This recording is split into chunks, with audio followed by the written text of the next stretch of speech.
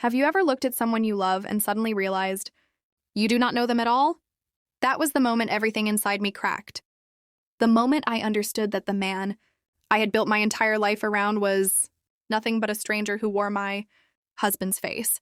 My name is Anna, and if you had asked me a year ago what my life looked like, I would have told you I was happy, stable, safe. I truly believed that.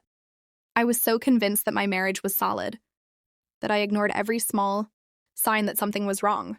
I dismissed the late nights, the sudden work trips, the phone that never left his hand, and the way he started turning to the side whenever he typed something. I kept telling myself he was stressed, tired, overworked. I kept choosing trust over reality, but reality has a way of ripping the curtain open when you least expect it. The first time I felt that sick twist in my chest was 3 months ago. We were sitting in the living room. He was on the couch pretending to scroll through work messages. I leaned over just a little, just enough to read a name I had never seen before. Talia. Just one name. But the way he locked the screen so fast you would think I was trying to break into Fort Knox? That was the moment my stomach turned. He smiled at me, all innocent. Work stuff. Work stuff, right. I wanted to believe him. I swear I wanted to. But something inside me, it whispered, look closer. And once you hear that whisper, you cannot unhear it. The next few days felt like watching my life from outside my own body. He would laugh, but his laugh did not reach his eyes anymore. He would talk to me, but every conversation felt like he was reciting lines from a script. And every night when he thought I was asleep, he would sneak into the hallway and whisper into his phone like he was afraid the words might set off some kind of alarm. It hurt. God, it hurt so much. But nothing could have prepared me for the night everything shifted. It was a Tuesday. I remember it because he always had poker nights on Tuesdays. He left the house smelling like cologne he had not worn in years. I sat there pretending to watch TV, but my mind was racing the whole time. Something inside me said, check his tablet. A stupid impulse, right? But I followed it. And that was the night my marriage became a crime scene. His tablet was synced to his phone. Every message he tried to hide showed up there, glowing bright, mocking me. The chat with Talia was pinned at the top like she was the most important person in his life. I opened it, and the first line hit me like a punch. I miss your hands on me. My throat closed. I could barely breathe. My hands shook so badly I almost dropped the tablet. Message after message scrolled by. Pictures, plans, excuses, lies. And then I saw the one that changed everything. She still believes I am at poker. I will be there in 20. That was the moment I stopped being a wife in love. That was the moment I became a woman planning revenge. I remember standing up slowly, like if I moved too fast, the whole house would collapse. I sat back down, stood up again. I paced, I cried, I cursed. I laughed like a crazy person because I could not believe how stupid I had been. I had given this man everything. My time, my love, my trust, my entire life. And he gave his to a woman who spelled her name with a fake expensive taste and a heart emoji. I wanted to confront him. My first instinct was to call him and scream every word I had kept inside for years. But something stopped me. Something cold, something sharp, something that whispered, do not rush. Revenge is quieter when it walks instead of runs. So I waited. He came home around midnight, smelling like perfume that was not mine. He kissed my forehead like he always did, like he had done every night for 10 years. I wanted to wipe it off. I wanted to scream. But I just smiled and said, did you win? He shrugged. Lost everything tonight. And I whispered inside my head, you have no idea how true that is. The next few days were the darkest of my life. But those were also the days I became stronger than I ever thought I could be. I kept watching, listening, learning. Talia was not some stranger. No, life is never that simple. She was someone I actually knew. Someone who had been in my house, who had eaten my food, who had hugged me like she cared. Someone who had looked me in the eyes while sleeping with my husband behind my back. She was my sister's best friend. Yeah, let that sink in. She used to come over for dinners, birthdays, holidays. She even helped decorate our baby shower 2 years ago. And the whole damn time she was texting my husband, telling him how much she missed him, how she could not wait to feel his heartbeat again. I swear I felt something inside me snap. A real snap. Like a bone breaking. I did not cry after that, not once. Instead, I started planning, quietly, calmly, smarter than both of them combined. I started by pretending everything was normal. I cooked his favorite meals. I complimented him. I became sweeter than honey because I wanted him relaxed, comfortable, blind. And he fell for it. He started leaving his phone around more. He started getting careless, overconfident. He thought he had me wrapped around his finger. So easy to control that he did not even need to hide the affair anymore. But I was 10 steps ahead. One night, while he was in the shower, I opened his phone. No passcode. Not anymore. He trusted me again. He thought I was still the woman who would do anything to keep him. Inside his messages was something new. Something that made me smile in a way I never had before. He had started talking about leaving me. Not now, not immediately, but eventually. He told her he was waiting for the right moment. He said he wanted to make sure I did not lose it emotionally. He said he wanted to protect his assets. Protect his assets. He meant the house, the car, the savings, everything I helped build. I whispered to myself, perfect. Because what he did not know was that while he was planning to leave me, I was already preparing to take everything from him. Every single thing. I printed out the messages. All of them. I collected screenshots, dates, timestamps, pictures, the ones he sent her. The ones she sent him. Everything. I organized them neatly into a folder, with a label so simple, so clean, so satisfying. The truth. The next part of my plan was the one that scared me. But I knew I had to do it. I met with a lawyer. Quietly, secretly, calmly. And when I put that folder on the table, the lawyer looked at me like I had walked in carrying a bomb. Anna, she said, you are going to be fine. He is not.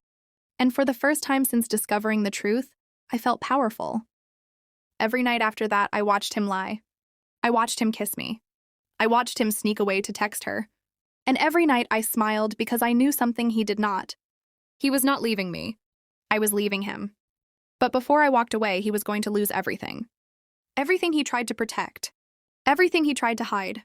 Everything he tried to give her. I remember the night before everything exploded. He was sitting on the couch, texting her with that stupid smirk on his face. I asked him if he wanted tea, and he nodded without even looking at me. That was the exact moment I decided the final day would be tomorrow. Because there is a special kind of peace that comes when you stop loving someone who betrayed you so deeply. And that night, for the first time in months, I slept like a baby. The morning everything fell apart for him started out quiet, almost peaceful. It felt like the world was holding its breath, waiting for the moment his perfect little lies would collapse.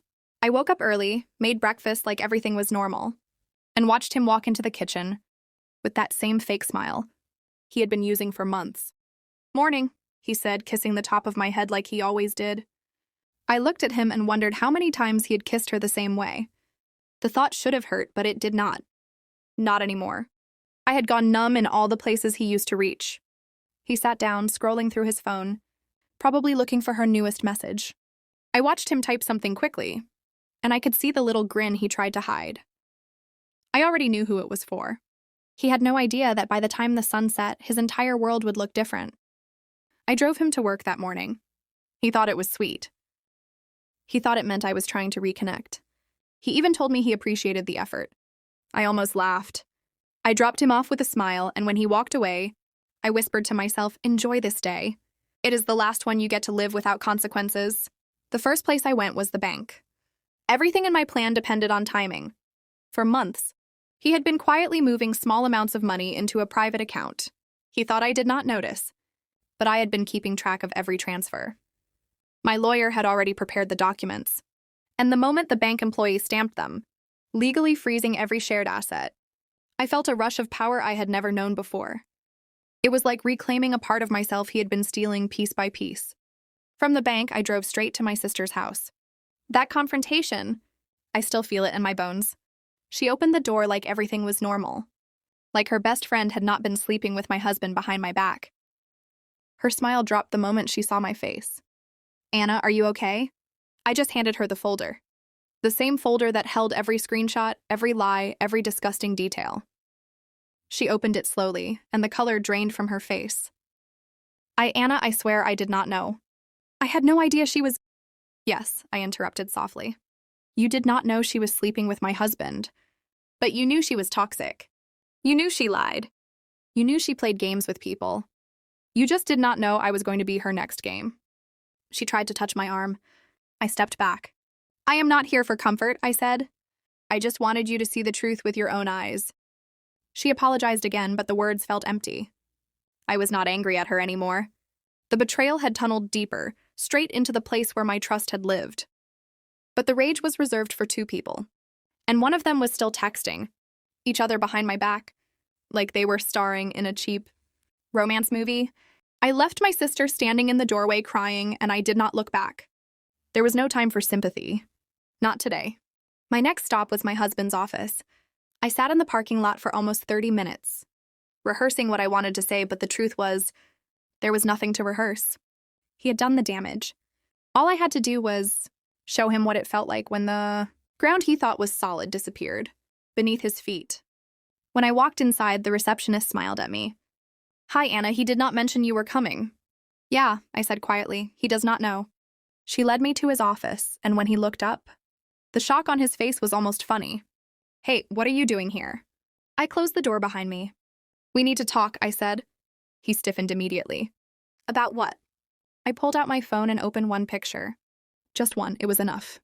I held it up and he stared at it for a full 10 seconds before the panic hit his eyes. He knew exactly what it was. "Anna, let me explain," he said, standing up so fast his chair slid backward. "There is nothing to explain," I said calmly. "I know everything." He moved toward me, hands shaking. "It was a mistake." "I swear—" "Do not insult me," I said. "Not today." He swallowed hard, and for the first time in months, I saw something real on his face, fear. I laid the folder on his desk. He reached for it, but I pushed his hand away. "That is for the lawyer," I said. "Not for you." His face went pale. "A lawyer? Anna, please, can we talk about this at home? Can we fix this? I can change. I will change. You are overreacting." "Overreacting?" I repeated, smiling coldly. "You have been sleeping with another woman for almost a year. You are planning to leave me. You are moving money behind my back. You lied to my face every single day while touching her behind mine. And somehow I am overreacting?" He did not answer. He just stood there like a child caught doing something unforgivable. I took a deep breath. "I am not here to fight," I said quietly. "I am here to tell you what happens next." And I laid it out for him. Every detail. The assets, frozen. The accounts, empty. The house, mine. The car he thought he would keep, mine. The savings he tried to move, reported. The messages, printed. The divorce, filed that morning. He kept shaking his head. "You cannot do this, Anna. You cannot take everything." "I can," I said. And I did. He stepped forward like he wanted to grab my arm, but I looked him dead in the eyes and said, "If you touch me, I will make this even worse for you." He stopped instantly, but he still tried one last trick. He always did. "You cannot leave me," he whispered. "You said you loved me." "I did," I said. "And you killed that version of me." He started crying. Real tears. The kind he never wasted on me when he lied, when he cheated, when he betrayed me. Now that he was losing his comfort, his stability, his control, that was when he cried. I walked out of the office without looking back. It was not until I reached the car that I felt my hands shaking. Everything I had planned for months had finally been set in motion. There was no going back. And still, a part of me felt something unexpected. Not guilt, not regret, just relief. But the day was not over, not yet. At 6:14 p.m., my phone buzzed. It was her. "Talia." She sent one message. "You ruined everything." I laughed. A real laugh. The kind that comes from a place so deep it almost feels like it is from someone else. I typed back one sentence. "No, you ruined everything when you touched what was mine." She did not reply. Later that night, he came home. Or at least he came to the house that used to feel like home to him. He knocked on the door like a stranger. I opened it halfway. He looked broken, hollow, destroyed. "Anna, please," he whispered. "Please do not do this. We can fix it. I will end things with her. I will go to therapy. I will do anything." I wanted him to feel what I had felt. The confusion, the fear, the heartbreak, the humiliation, the panic, the betrayal. But I had learned something in the last few months. Revenge does not need volume. It does not need screaming. It does not need violence. It just needs truth. And I finally told him the truth. "You cannot fix something you never valued," I said. You cannot undo what you chose to break, and you cannot save a marriage you set on fire. He begged, he cried. He tried everything. But I was done. When I closed the door, I felt something inside me settle. Some people say revenge is ugly. Maybe it is. But betrayal is uglier. And sometimes, the only way to survive is to stop being the version of yourself they thought would always forgive them. I fell asleep that night alone in my bed, and for the first time in a long time, I felt safe. But the real ending came weeks later. The divorce went through, swift, clean, brutal. He lost almost everything. His job found out about the affair. He lost that too. Talia? She blocked him when she realized he had nothing left to offer. The last time I heard about him, he was living in a studio apartment on the outskirts of town, trying to rebuild a life he had thrown away with his own hands. As for me, I rebuilt myself. Not the woman who trusted too easily. Not the woman who stayed silent. Not the woman who begged for love that was only half given. I became someone stronger, someone smarter, someone who finally understood that love without loyalty is just a slow kind of death. And every now and then, when I think about the moment I discovered that first message, I feel something strange. Not pain, not anger, just a quiet realization. Sometimes the most powerful revenge is simply walking away and letting them drown in the consequences they created. And that is exactly what I did.